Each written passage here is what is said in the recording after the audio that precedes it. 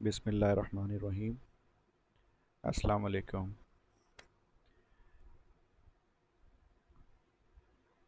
अम, आज हमारी पहली क्लास है कैलकुलस की। और जो आपका सब्जेक्ट है उसका नाम है applied calculus and analytical geometry. कुछ पोर्शन जो है इस सब्जेक्ट का वो आपने ऑलरेडी सर बुरहान से पढ़ लिया है, और मुझे जो है फिर आगे कंटिन्यू करना है। तो मैंने उनके लेक्चर्स जो हैं थोड़े से स्टार्ट के मैंने फ़ॉलो किए थे, और जो कुछ मुझे थोड़ी बहुत कमी नज़र आई है वो चाहता हूँ कि मैं पहले वो कवर करूँ, देन फिर मैं थोड़ा सा आगे जाऊँ। और जो बुनियादी मुझे डेफिशिएंसी फील हुई है that is actually the likeness in the explanation of theory, कि जो बुक में थ्योरी डिस्कस की गई है बैकग्राउंड में या क्वेश्चंस के सॉल्व करने से पहले, वो उनके लेक्चर्स में मिसिंग मुझे लगा।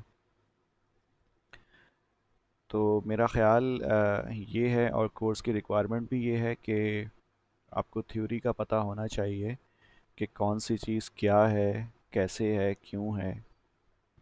क्योंकि जब तक ये नहीं पता होगा तो सिंपल अगर आप मैथमेटिक्स के क्वेश्चंस को सॉल्व कर रहे होंगे तो ये इतना बेनिफिशियल आपके लिए नहीं होगा। और आपको पता है कि जो सब्जेक्ट है उसका नाम है applied calculus, means you are applying the rules और the properties of calculus in some practical scenario। तो ये बेसिकली एप्लीकेशन से रेलेवेंट है। आपने कैलकुलस को अप्लाई करना है rather than only solving the questions और द प्रॉब्लम्स, कि आप सिर्फ प्रॉब्लम को सॉल्व कर रहे हैं कि ये क्वेश्चन इस तरह से सॉल्व हो जाएगा, ये प्रॉब्लम ऐसे सॉल्व हो जाएगी। तो ये सिर्फ काफ़ी नहीं है कि आप इस तरह से इसको कंटिन्यू करो। इसमें जो एप्लीकेशन बेस्ड प्रॉब्लम्स हैं वो ज़्यादा इम्पॉर्टेंट हैं, ज़्यादा अहम हैं। क्योंकि आपने देख ही लिया होगा कि इसमें आपके पास लिमिट्स के क्वेश्चंस हैं, उसके अलावा डिफरेंशिएशन है, इंटीग्रेशन है, दैन ज्योमेट्री के कुछ प्रॉब्लम्स हैं, वेक्टर्स वगैरह भी हैं। तो इनके जो प्रॉब्लम्स होते हैं वो तो आप इंटर में सॉल्व करके ऑलरेडी आए हुए होते हो, बट वहाँ पे एप्लीकेशन बेस्ड जो क्वेश्चंस होते हैं वो ज़्यादा कवर नहीं किए जाते। और जो इनके पीछे थ्योरी होती है वो भी आमतौर पे इतनी कवरेज उसको नहीं दी जाती। तो इस कोर्स का जो मेन पर्पस है वो यही है कि आ, आपकी जो थ्योरेटिकल बैकग्राउंड है कैलकुलस के हवाले से वो थोड़ा ज़्यादा स्ट्रॉन्ग हो, आपकी बेसिस जो हैं वो थोड़ी सी मज़ीद स्ट्रॉन्ग हो जाएं towards the concepts and towards the application of the calculus, right. So let's start our today's topic. And the basic question which arises when we start learning applied calculus, that what is the applied calculus, ये होती क्या है applied calculus, ठीक है। In applied calculus, the application concepts of limits, differentiation, and integration are introduced for polynomial, rational, exponential, and logarithmic functions। ठीक है, जो applied calculus होता है इसमें आप अप्लाई करते हैं कौन से कंसेप्ट्स को, लिमिट्स के, डिफरेंशिएशन के, इंटीग्रेशन के, और इसमें जो है पॉलिनोमियल और आपका जो रेशनल फंक्शंस हैं, एक्सपोनेंशियल फंक्शंस हैं और लॉगरिथमिक फंक्शंस हैं, ये भी इंट्रोड्यूस किए जाते हैं। इसको हम बिज़नेस की फील्ड में भी अप्लाई करते हैं। इसकी एप्लीकेशंस जो हैं काफ़ी वाइड हैं, ऑलमोस्ट हर फील्ड में ही हम इसको यूज़ करते हैं कैलकुलस को किसी ना किसी फॉर्म में। बट जो मोस्ट कॉमन है उसमें एक तो बिज़नेस में इसको काफ़ी इस्तेमाल किया जाता है, उसके अलावा लाइफ साइंसेस में, ठीक है, बायोलॉजी में, जूलॉजी में या फिजियोलॉजी में, जेनेटिक्स में इसका काफ़ी इस्तेमाल होता है, ठीक है, कैलकुलेशंस में। और ऑफ कोर्स सोशल साइंसेस में। ठीक है। तो काफ़ी ज़्यादा इसका इस्तेमाल है कैलकुलस का, और तकरीबन हर फील्ड में ही हम इसको यूज़ कर रहे हैं किसी ना किसी तरीके से। Then the second part of the title of your subject, which is the analytical geometry. ठीक है। So analytical geometry, also called coordinate geometry, uses algebraic methods to represent and solve the problems in geometry. ठीक है। जो main purpose होता है analytical geometry का, वो basically जिसको हम कोऑर्डिनेट ज्योमेट्री भी कहते हैं। ठीक है। इसमें हम करते क्या है, इसमें हम जो ज्योमेट्री के प्रॉब्लम्स होते हैं उसको हम यूजिंग अलजेब्रा सॉल्व करते हैं। ठीक है। हम अलजेब्रा को इस्तेमाल करते हुए ज्योमेट्री के प्रॉब्लम्स को सॉल्व करते हैं। तो अगर आप ज्योमेट्री के प्रॉब्लम्स को एनालाइज करो using the algebraic method, then it will be called as the analytical geometry. The importance of analytical geometry is that it establishes a correspondence between geometric curves and algebraic equations. ठीक है। ये करता क्या है basically, ये एक relation develop कर देता है between the geometric curves and the algebraic equations. ठीक है ना। आपने अलजेब्रा पढ़ा होगा, आपने ज्योमेट्री भी पढ़ी होगी। ज्योमेट्री में आप फिगर्स बनाते होगे, ट्राइंगल, रेक्टेंगल, ट्रेपीजॉइड, क्वाड्रिलेटरल, जो भी आई मीन फिगर्स हैं, सर्कल हो गए, और फिर 3D मॉडल्स हो गए उनके। सही। तो जो ज्योमेट्री होती है, अगर उसको आपने सॉल्व करना है, उसमें अगर आपने अननोन वैल्यूज डिटरमाइन करनी है, और उस प्रोसेस में अगर आप इस्तेमाल करते हैं अलजेब्रिक एक्सप्रेशंस या फिर अलजेब्रिक टेक्निक, तो definitely it won't be possible without creating some relationship between the algebra and the geometry. आपको दोनों में कोई रिलेशनशिप डेवलप करनी होगी, कोई रिलेशनशिप होगी तो ही वो एक दूसरे के को हेल्प कर सकेंगे टू फाइंड सम सॉल्यूशन। ठीक है। This correspondence makes it possible to reformulate problems in geometry as equivalent problems in algebra and vice versa. तो इट्स वेरी सिंपल कि इसमें किया जाता है कि आप ज्योमेट्री को रिप्रेजेंट करते हो in the form of algebra. ठीक है। ज्योमेट्री को आप इन the form of algebra represent करते हो, या फिर अलजेब्रा को आप ज्योमेट्रिकल फॉर्म में विजुअलाइज कर सकते हो। So both are related. ठीक है। दोनों आपस में इंटरचेंजेबल है, आप दोनों को विजुअलाइज कर सकते हो in the form of mathematical expressions, in the form of geometry as well. अगर एक्सप्रेशन लिखी हुई है अलजेब्रिक एक्सप्रेशन, उसकी आप ज्योमेट्री फॉर्म कर सकते हो। ठीक है। और अगर ज्योमेट्री है तो उसे आप कन्वर्ट कर सकते हो अलजेब्रा की फॉर्म में। और मेन पर्पस क्या है, just to solve the issues, just to solve the problems, right. For example, computers create animations for display in games. ठीक है। आजकल बहुत कॉमन है, काफ़ी सारे गेम्स जो हैं, कंप्यूटर गेम्स जो हैं वो अवेलेबल हैं, बट होता क्या है आपको पता है, जब भी हम गेम डेवलप करते हैं तो उसमें हमारे पास पिक्चर्स होती हैं, फिगर्स होती हैं। ठीक है।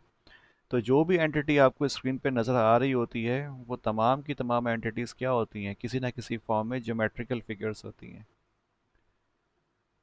तो उनकी जो मैनिपुलेशन होती है, उनको चेंज करना होता है, वो हम किसके थ्रू करते हैं, जो अलजेब्रिक एक्सप्रेशंस के थ्रू करते हैं। हम उन ज्योमेट्रीज़ को इन द फॉर्म ऑफ अलजेब्रिक या मैथमेटिकल एक्सप्रेशंस हम शो करते हैं। उसके बाद फिर उनको मैनिपुलेट करते हैं, उनकी वैल्यूज़ चेंज करते हैं, तो उससे जो ज्योमेट्री होती है वो आपको हिलती हुई, मूव होती हुई नज़र आ रही होती है। खैर, अब इसमें हमें इतनी डेप्थ में तो फ़िलहाल नहीं जाना है कि ये कैसे होता है, क्या होता है। तो आई होप कि थोड़ा बहुत जो है कंसेप्ट जहन में आपके बन गया होगा, बिकॉज हर ज्योमेट्री जो है उसका एक अलजेब्रिक एक्सप्रेशन पॉसिबल है, और उस अलजेब्रिक एक्सप्रेशन में हमारे पास क्या होंगे, वेरिएबल्स होंगे। उन वेरिएबल्स की वैल्यूज़ अगर हम चेंज करेंगे तो क्या होगा, ज्योमेट्री की जो अपीयरेंस होगी, जो एक्चुअल ज्योमेट्री थी, ठीक है, उसकी शेप में चेंजिंग आएगी। तो इसी तरह से हम क्या कर रहे होते हैं, ऑब्जेक्ट्स को मूव करा रहे होते हैं या कोई डिसीजन ले रहे होते हैं, सही है। तो खैर जो कुछ भी है बेसिकली ज्योमेट्री और अलजेब्रिक एक्सप्रेशन से रिलेटेड वो बेसिकली इंक्लूड होता है किसमें, एनालिटिकल ज्योमेट्री में। So this was a brief introduction regarding the course title, right? जो आपका टाइटल है ना कोर्स का, उससे रेलेवेंट था। तो अब हम आ जाते हैं, अपना जो पहला टॉपिक है, फंक्शंस एंड देयर ग्राफ्स। तो ये मुझे जो है मिसिंग लगा था उन लेक्चर्स में, तो that's why I am going to include this topic, because ये इनिशियल टॉपिक्स हैं, बेसिक्स हैं, ये आपको आनी ही चाहिए। So functions and their graphs. Function can be represented by an equation, a graph, a numerical table, or a verbal description. This is the explanation of function. Function क्या होता है, ठीक है, उसे हम किस तरह से रिप्रेजेंट करते हैं। तो फंक्शन की जो रिप्रेजेंटेशन है वो मल्टीपल वेज में पॉसिबल है। हम फंक्शंस को इक्वेशंस की फॉर्म में भी लिख सकते हैं, हम उसे ग्राफ की फॉर्म में भी रिप्रेजेंट कर सकते हैं, और हम उसे टेबुलर फॉर्म में भी लिख सकते हैं, या फिर अगर हम चाहें तो फंक्शन को हम वर्बल फॉर्म में भी लिख सकते हैं, यानी कि इन the form of sentence. This is the basic representation of any function, ठीक है, इन the form of equation, in the form of graph, in the form of numerical table, or in the form of verbal descriptions. These are the possible ways to represent any kind of function. Okay. For example यहाँ एक बहुत simple सी example mention है, the temperature at which water boils depends on the elevation above sea level.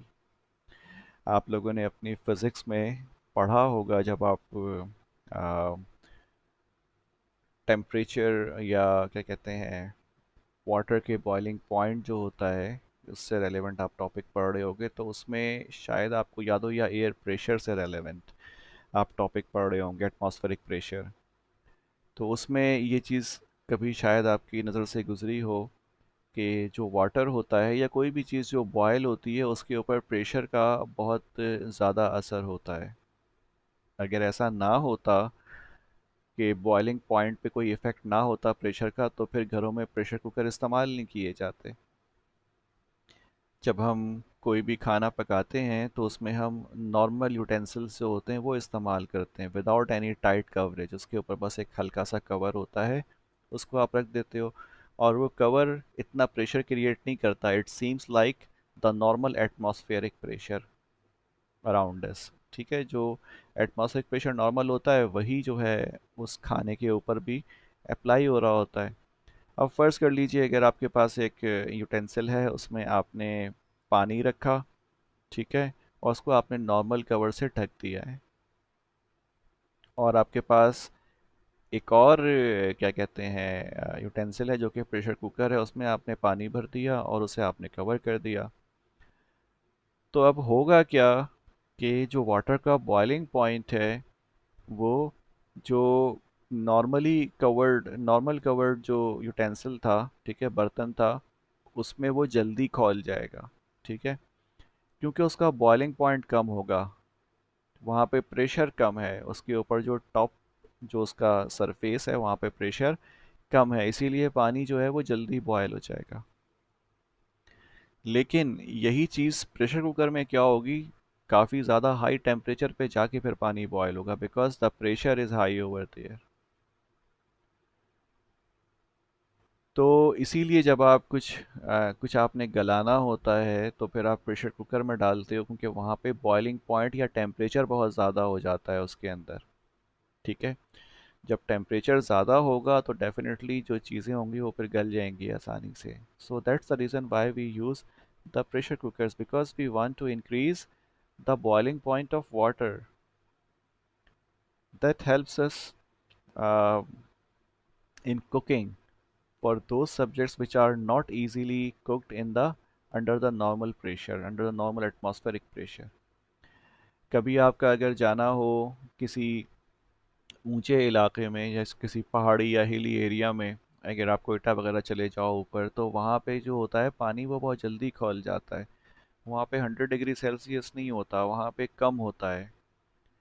तो इसका मतलब क्या हुआ कि there is some relation between the pressure and the temperature.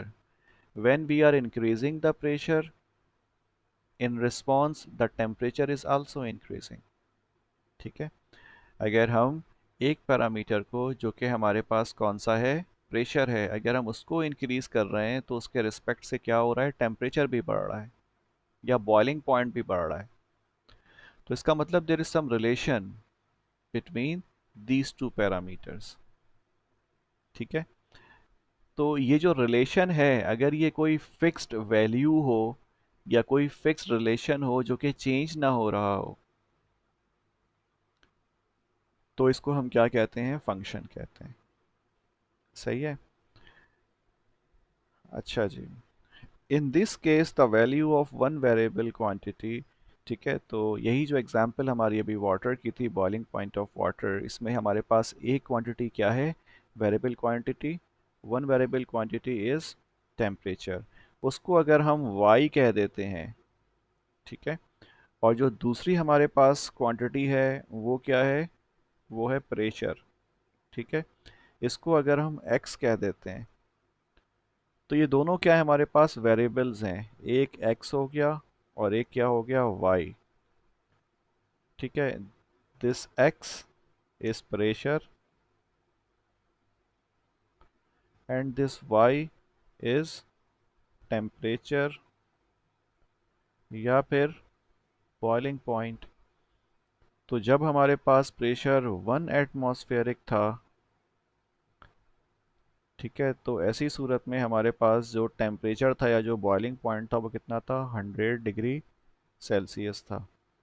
जब आपने इसको 2 atm कर दिया, तो लेट्स सपोज ये हो गया 100। इट्स नॉट एक्यूरेट, ठीक है, मैं ऐसे ही just to show the relation मैं यहाँ पे लिख रहा हूँ, 120 डिग्री सेल्सियस। ठीक है, फिर आपने इसको 3 atm कर दिया, तो लेट्स सपोज ये हो गया 140 डिग्री सेल्सियस। तो आप देख रहे हैं कि अगर हम इसका ग्राफ प्लॉट करते हैं between x value and y value, यानी कि प्रेशर और बॉइलिंग पॉइंट के दरमियान, तो जब हम प्रेशर इंक्रीज कर रहे हैं जो कि पॉजिटिव डायरेक्शन में है, ये पॉजिटिव होगा, और यहाँ पर वाई पॉजिटिव होगा ऊपर। तो जब हमारे पास प्रेशर 1 atm है, तो यहाँ पे 100 डिग्री सेल्सियस क्या हो गया हमारे पास, टेम्परेचर हो गया। फिर हमने इसको 2 atm किया, तो हमारे पास 120 डिग्री सेल्सियस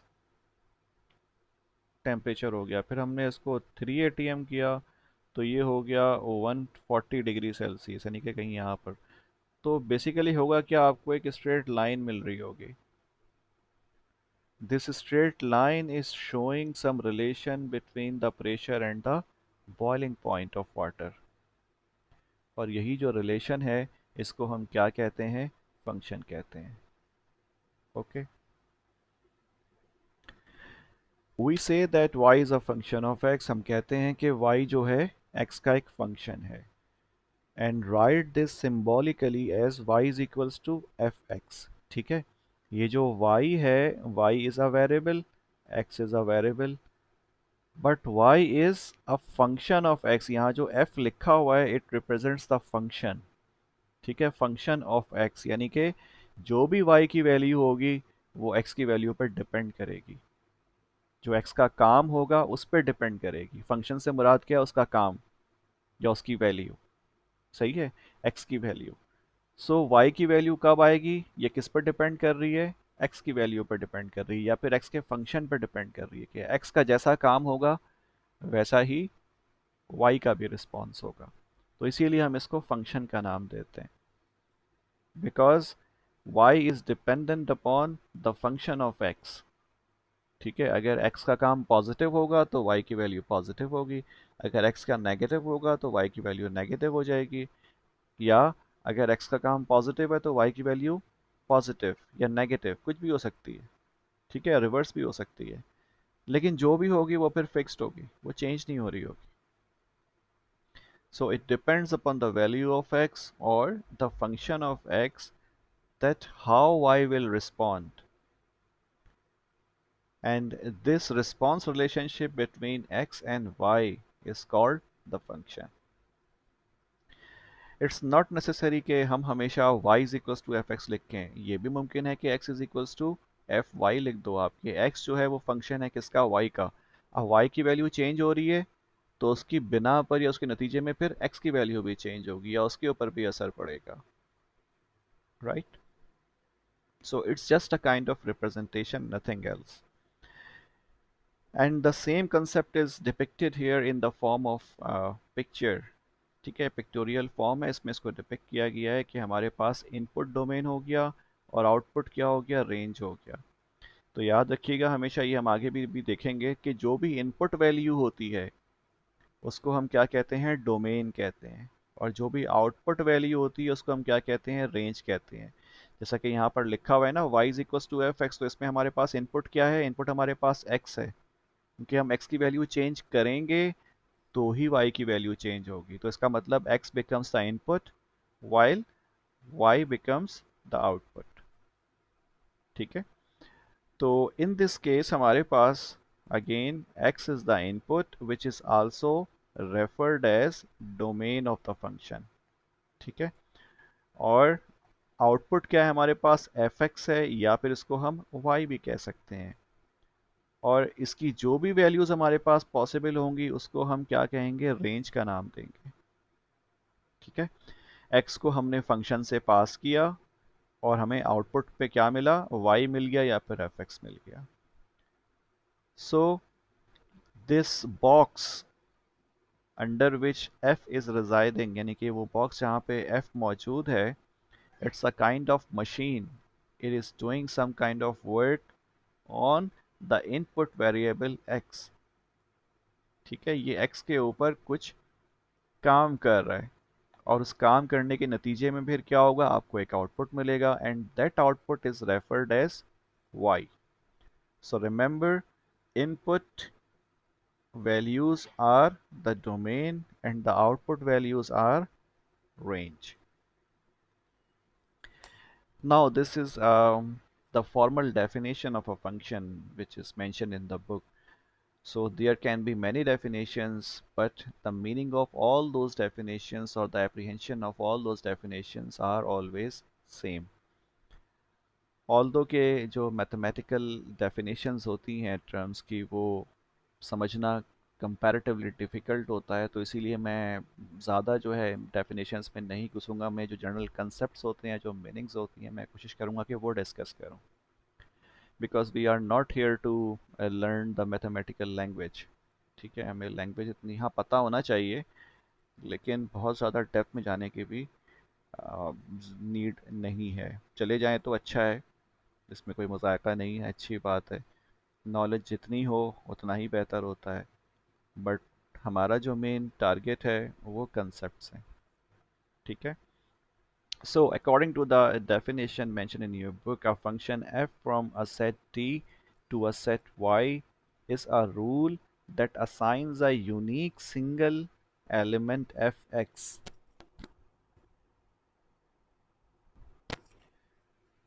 ठीक है. A function f from a set t to a set y. ठीक है, एक फंक्शन है f और ये फंक्शन कैसे बन रहा है, सेट d से सेट y पे, यानी कि दो सेट्स मौजूद हैं, एक सेट d हो गया और एक सेट y हो गया. इन दोनों के दरमियान फंक्शन मौजूद है, कोई कोई रिलेशन मौजूद है. ठीक है. सेट d में हमारे पास कुछ वैल्यूज होंगी और सेट y में हमारे पास कुछ वैल्यूज होंगी. तो इन दोनों सेट्स के दरमियान कोई रिलेशन होगा या कोई रूल डिफाइन होगा. ठीक है, जो रिलेशन है, अगर इस रिलेशन को अगर हम फिक्स कर देते हैं तो ये क्या बन जाता है, रूल बन जाता है. ठीक है ना. रूल का मतलब यहाँ पे क्या होता है कि किस कंडीशन में क्या रिस्पॉन्स होना चाहिए, that is called the rule. जो कानून होता है उसका मतलब यही होता है, कानून is a kind of function, कि अगर हमारा इनपुट ये होगा तो आउटपुट ये होगा. This is the rule and this is also the function.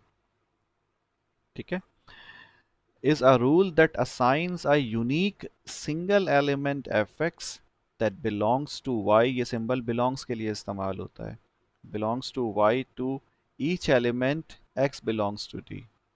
ठीक है, यानी कि x में जितने भी हमारे पास एलिमेंट्स होंगे, ठीक है, यानी कि वो तमाम x जो कि सेट d में मौजूद हैं।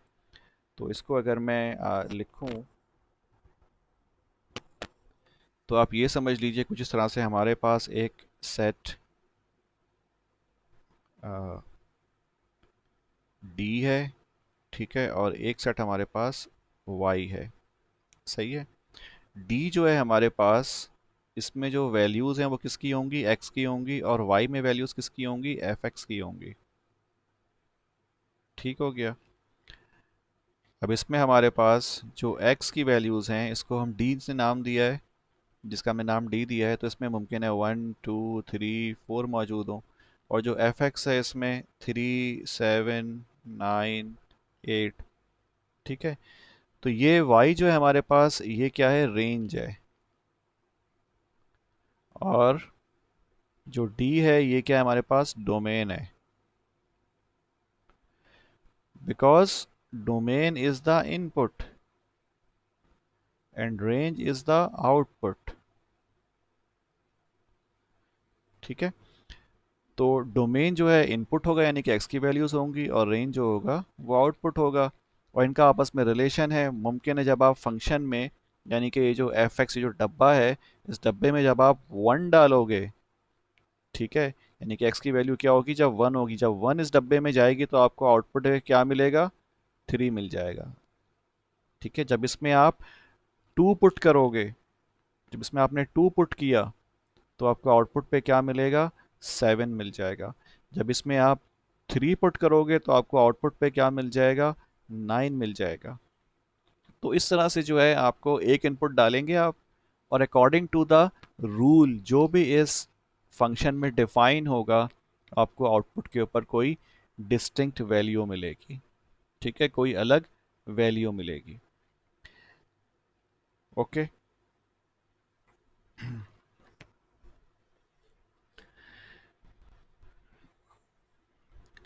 अच्छा जी, तो ये जो नोटेशन है इसमें मैं आपको बता ही चुका हूँ कि हमारे पास जो x है, ठीक है, ये इंडिपेंडेंट वैल्यू है, और जो y है वो डिपेंडेंट वैल्यू है। उसकी वजह क्या है कि x तो हम अपनी मर्जी से डालते हैं, ये किसी और पैरामीटर पर डिपेंड नहीं कर रहा।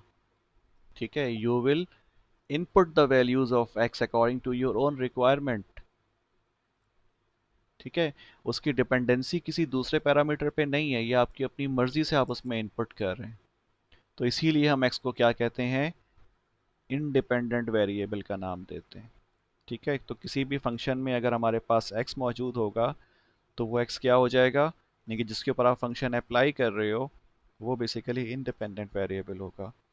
और after going through the function, the output that you get, that will be called as the dependent variable, because y is dependent upon x। आप x की वैल्यू चेंज करोगे तो y की वैल्यू चेंज होगी, खुद से चेंज नहीं होगी। So that's why here y is dependent variable and x is the independent variable. Now the domain and range ये दोबारा डिस्कस करने की आई थिंक ज़रूरत नहीं है, मैं जस्ट रीड कर देता हूँ। The set d of all possible input values is called the domain of the function। ठीक है, यानी कि इनपुट की जितनी भी वैल्यूज़ पॉसिबल होंगी, यानी कि x की जितनी भी वैल्यूज़ पॉसिबल होंगी वो तमाम क्या कहलाएंगी, डोमेन कहलाएंगी।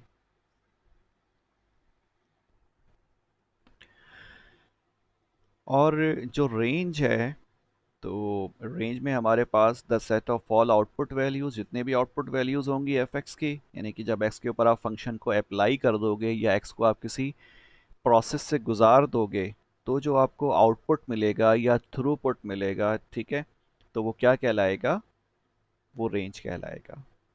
ठीक है, फंक्शन का रेंज, और इसको हम आम तौर पे y से रिप्रेजेंट करते हैं। ओके।